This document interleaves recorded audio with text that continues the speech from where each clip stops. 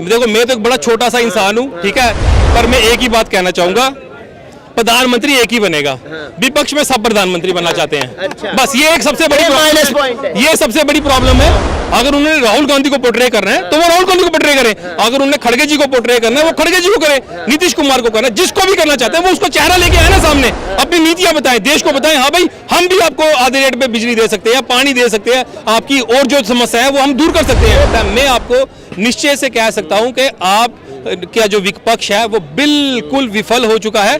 110% मोदी जी के कंपटीशन में कोई नहीं है। और जो सरकार में एक ही प्रधानमंत्री बनेगा, और प्रधानमंत्री वो बनेगा जिसके पास जुर्त होगी, जिसके पास अपना एक संकल्प होगा और जिसको अपने देश को आगे ले जाने के लिए और अपने राष्ट्र को, अपने 150 करोड़ हिंदुस्तानियों को अपने साथ ले जाने का साहस होगा। तो क्या मोदी जी के अलावा किसी में ये संकल्प नहीं है? अभी तो दिख नहीं रहा भाई साहब। अगर आपको ये युद्ध और महायुद्ध लड़ना है ना, आपको उस युद्ध और महायुद्ध की तैयारी करनी पड़ती है।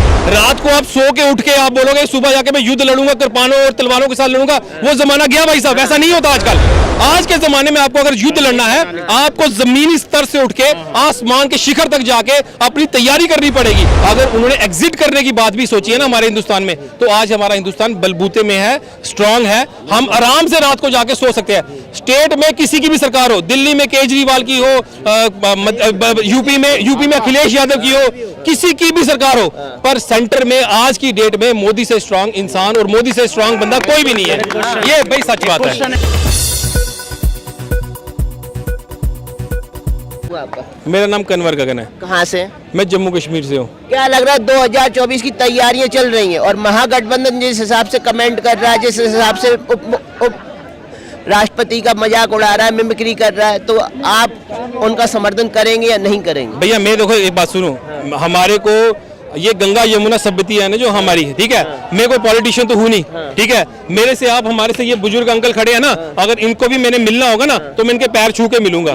मैं तो इनके साथ कोई बदतमीजी करने वाला हूँ नहीं, सिंपल सी बात है, ठीक है ना। तो मेरे से जो भी बड़ा होगा मैं उसे आदर और सत्कार से पढ़ूंगा। लेकिन विपक्ष और सत्ता में बैठे हुए लोगों का आपस में तकरार होना वो उनका लगा रहता है। ये तो जनता ने अपने वोट, देखो वोट का अधिकार डेमोक्रेसी में किसके लिए दिया हुआ है? इसी के लिए दिया ना कि आपको जो अपने दिमाग से अच्छा लगता है। क्या आपके घर में 4 बंदे वोट डालते हैं, आपकी मदर किसी को वोट डाल के आते हैं, आपके फादर, क्या आप उसको पहचान सकेंगे? वो तो हमने मुंह से जो मर्जी बोलो, वो तो रिजल्ट जब आपका मतदान का रिजल्ट आता है उस दिन पता लगता है। जैसे आपने जितने भी आपके सर्वे आए 4 राज्यों में, उसमें कांग्रेस जीत रही थी ना, लेकिन आखिर में क्या हुआ? आखिर में यही निकला ना कि काफी लंबी मार्जिन के साथ वो हारी। तो पीछे कहाँ रह जा रहा है विपक्ष? क्या विपक्ष सही मुद्दे नहीं उठा पा रहा है? देखो भाई साहब, एक मैं विपक्ष को, देखो मैं तो एक बड़ा छोटा सा इंसान हूँ, ठीक है, पर मैं एक ही बात कहना चाहूंगा, प्रधानमंत्री एक ही बनेगा।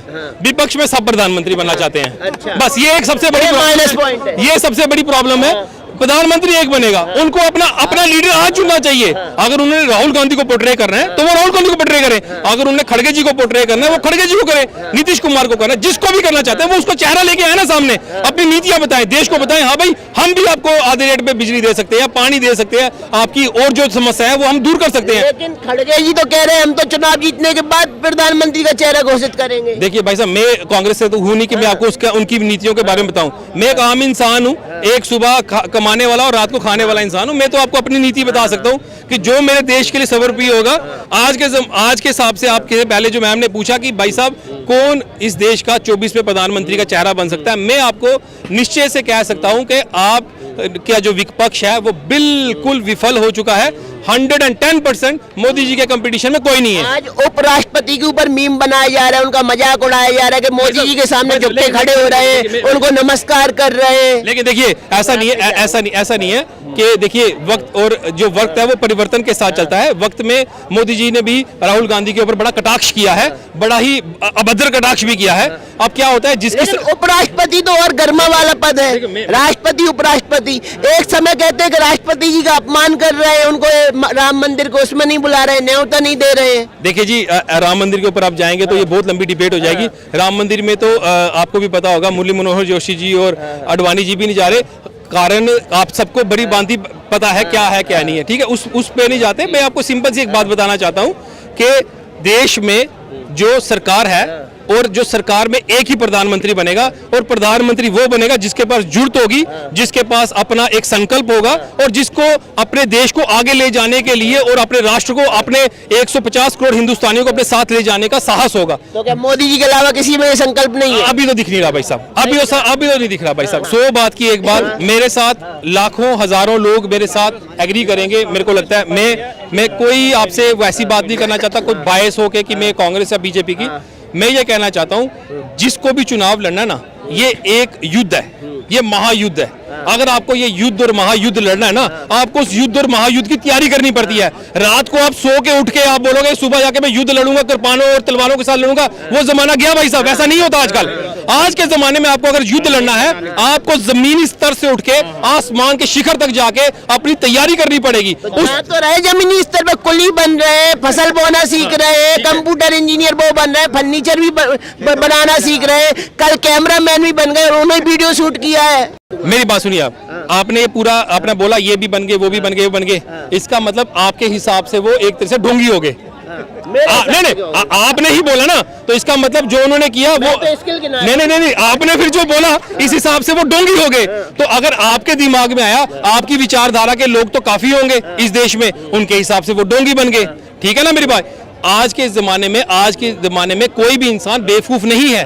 अगर वो कोई अच्छा करेगा, देखो मैंने आपको बोला ना, रात को एक बच्चा होता है, रात को पढ़ाई करता है, ठीक है, रात को पढ़ाई करता है और सुबह वो एग्जाम लेता है, वो टॉप कभी भी नहीं कर पाएगा। हाँ, वो शायद अच्छे मार्क्स ले ले, वो अच्छा शायद स्कोर कर ले, पर वो टॉप कभी नहीं कर पाएगा। टॉप वही कर पाएगा जिसने जब स्कूल की कक्षा शुरू हुई तब से लेकर आखिर तक उसने अपने कार्यक्रम में और अपने प्रोग्राम में कोई भी अपने संग्रहालय में, अपनी कक्षा में अपनी दिल मन लगा के मेहनत की, वही इंसान जीतेगा। देखिए भाई साहब, मैं आपको ये बात बताऊं, आपके और मेरे स्तर में बातें करनी बहुत आसान है।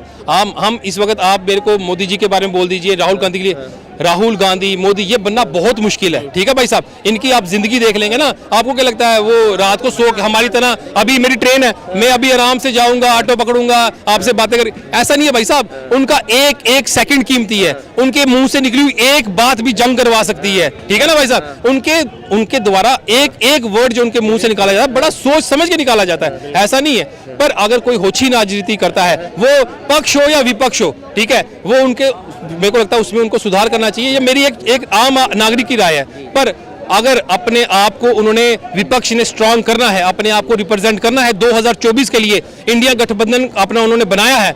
देखिए आप मेरे को एक सिंपल सी बात बताइए, इतने बंदे खड़े हैं, अगर 2024 में बीजेपी फिर भी 300 सीट्स लेगी और वो 200 सीट पे इंडिया को गठबंधन रहा, इसका मतलब फिर भी उनकी वही नाकामी रही ना जो 2019 में रही, जो 2014 में रही। तो उन्होंने 2014 और 19 में क्या सीखा, जो 2024 में उनको फिर वही किरकिरी करनी पड़ रही है। इसका मतलब वो फिर आराम, अपने अय्याशी में, अपने आराम ठाट बाट उसी में खुश है ना वो। अगर उन्होंने वाकई लोगों के लिए काम कर रहे हैं, लोगों के लिए लड़ना है, तो उनको मैदान में आना पड़ेगा, उस जंग की तैयारी करनी पड़ेगी। जो जंग जिससे लड़नी है ना भाई साहब, वो बहुत काम कर चुका है, उसने जमीनी स्तर पे बहुत काम किया हुआ है। उससे अगर आपको जंग लड़नी है ना, तो आपको उससे 1-2 नहीं, उससे आपको कम से कम 100 कदम आगे चल के। विपक्ष तो कहते हैं 9 साल में प्रचार मंत्री है, ये तो प्रधानमंत्री का प्रचार ज्यादा किया, काम तो किया ही नहीं 9 साल। मैं आपको एक बात बता सकता हूँ। आप अगर प्रधानमंत्री मोदी साहब की अगर आप बात करेंगे ना, उनका आप अगर बाहर का देखेंगे ना, इंटरनेशनल, मैं आज ये एक आर्टिकल पढ़ रहा था जहां पे ब्रिक्स में से हिंदुस्तान अपने आप को विड्रॉ करने की बात कर रहा है। मैं आपको और यहाँ पे बैठे जितने भी बंदे हैं, क्या आपको तो कभी शामिल भी नहीं किया जाता था किसी देशों के ग्रुप्स में, है ना? आपने ग्रुप बनाया 15 साल पहले, आपने उसकी एक्सपेंशन की, आपने उसमें इजिप्ट, ईरान, ये सारे ग्रुप्स में उनको बंदों को, अर्जेंटीना, इनको सबको डाला, ठीक है। उसमें अब पाकिस्तान आ रहा है, उसकी वजह से कुछ ऐसे विचारधारा वो जो हमारा हिंदुस्तान नहीं चाहता कि हमारे ब्रिक्स में बने, तो उसकी वजह से वो अपने आप को एग्जिट करने की बात कर रहा है। मैं सिर्फ इतनी बात कर रहा हूं, अगर उन्होंने एग्जिट करने की बात भी सोची है ना हमारे हिंदुस्तान में, तो आज हमारा हिंदुस्तान बलबूते में है, स्ट्रांग है, हम आराम से रात को जाके सो सकते हैं। स्टेट में किसी की भी सरकार हो, दिल्ली में केजरीवाल की हो, यूपी में अखिलेश यादव की हो, किसी की भी सरकार हो, पर सेंटर में आज की डेट में मोदी से स्ट्रांग इंसान और मोदी से स्ट्रांग बंदा कोई भी नहीं है। ये भाई सच बात है।